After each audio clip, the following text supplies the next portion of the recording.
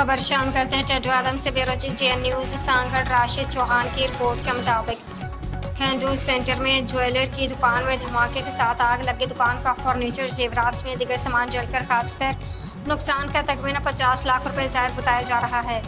Fire brigade के अमले ने आग पर काबू पा लिया। तफसीलात के मुताबिक टंडू आदम के शाही बाजार में वाक़या खंडू सेंटर में वाक़या फरहान कमाली के ज्वेलर बंद दुकान में सुबह 10 बजे जोरदार धमाके के बाद आग लग गई। देखते देखते आग ने पूरी दुकान को अपनी लपेट में ले लिया।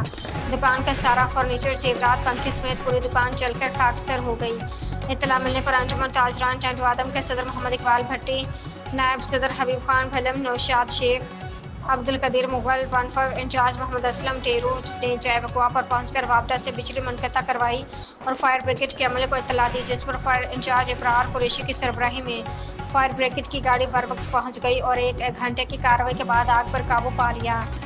Rashid Chauhan, bureau chief JN news, Sanghar.